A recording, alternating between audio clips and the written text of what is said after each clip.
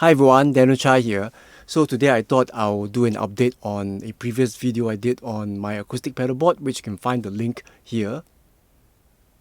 So a couple of weeks after I did a video, I actually replaced the whole tone expression pedal with this. Now this is the lateral harmonics control knob or static expression pedal, I guess. So there are actually a couple of ways you can use this little pedal. One is to attach two expression pedals to it and then preset the pedals so you can do various things with it, obviously. And the other way, which is the way I use it, is I set a maximum and minimum on these two knobs. So it behaves like what the whole tone did for me, which was basically hue is one preset and toe was one preset. But obviously this is much smaller and lighter, so I changed the whole tone expression pedal to this. And let me see if I can pull up a video here to show you the this updated pedalboard with the control knob.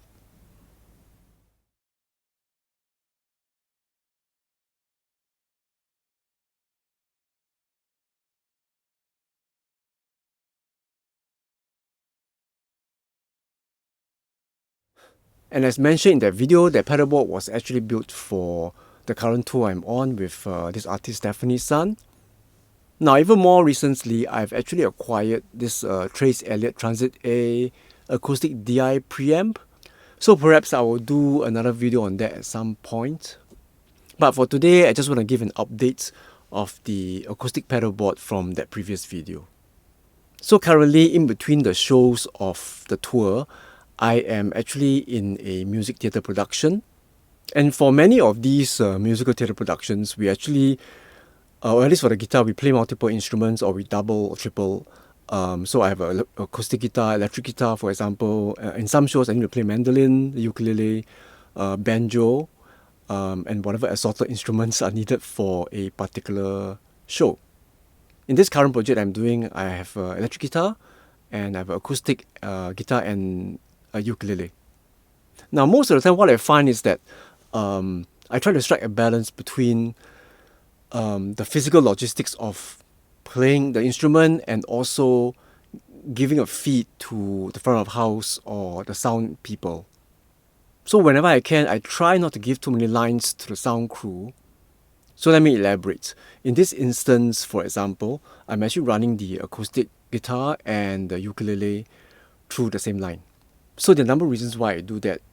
So instead of running individual DI lines to the front of house or the sound crew, a lot of times I rather have just more control on my side and then balance the instruments before I feed to the sound engineers. So in this instance, I could get my ukulele and my acoustic guitar to about the same balance level-wise. Another reason why I like to simplify the number of lines going to the front of the house is also simply that I do not want too many cables around me. So most or if not all my acoustic instruments, be it mandolin, ukulele or whatnot, I've got pickups for them. So I'd rather use the pickups on these instruments rather than to mic them up. So I actually have a couple of AB boxes. I have this very old Molly AB switch.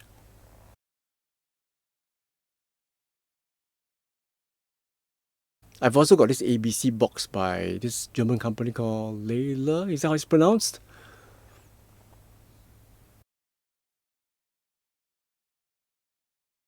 I used to have a stereo AB box as well, and this will be the AB box I'll be using for the acoustic guitar and the ukulele. This was actually initially made as a channel switching box, but it's just basically an AB box anyway, so I'm going to use this. So anyway, I'm not going to go through the process of rewiring the whole thing because it's just going to be shifting things around a little bit.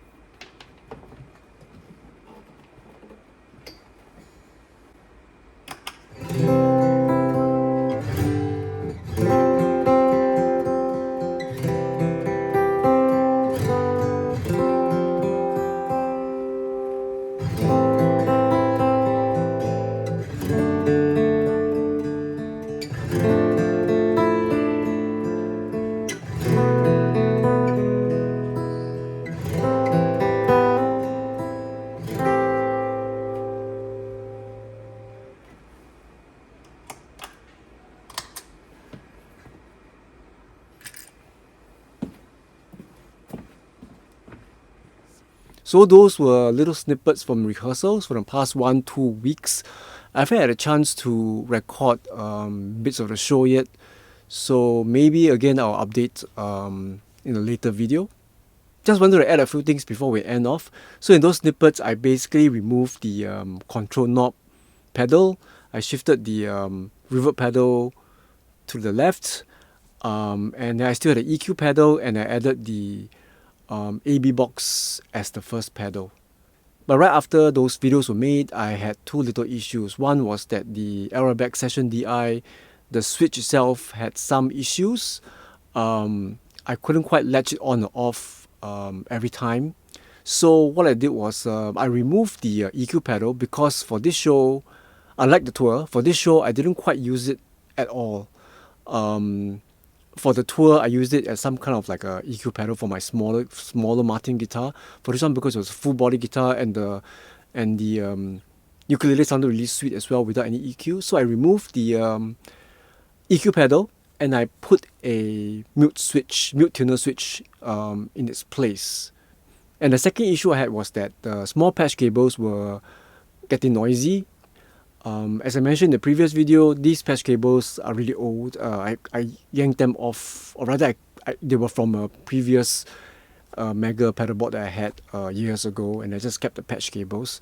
So I ran out and bought a couple of new patch cables. So from the last video you saw just now, I've removed the EQ pedal. I've added a mute tuner switch, which kind of works out because the Session DI doesn't have a tuner. So instead of having a clip-on tuner on the headstock, I have a tuner now on the board. And also because this show we're actually in 4/4/2, as in, for those who know, a lot of these orchestral shows or musical theatre shows, we don't do 4/40 as standard tuning, we do 4/4/2. So basically, with this, the mount-on tuner, I can just switch it to 4/4/2 easily and tune up. So I guess this is like the Acoustic Pedalboard 2.1. So as I mentioned, I'm not touching this switch. I'm just adding a mute switch here. So this is always on, or rather it's always going to be on, and I just added this for tuning, and there's a mute switch, and I have my AB box here. So once again, thanks for watching, and I appreciate the comments and questions from the previous video on the acoustic pedalboard. And I'm not the most techy guy, I'm just a guitarist who enjoys toying with all these things. So if I can help anyone out there, I'm happy. Once again, like and subscribe if you enjoy content like this. See you next time.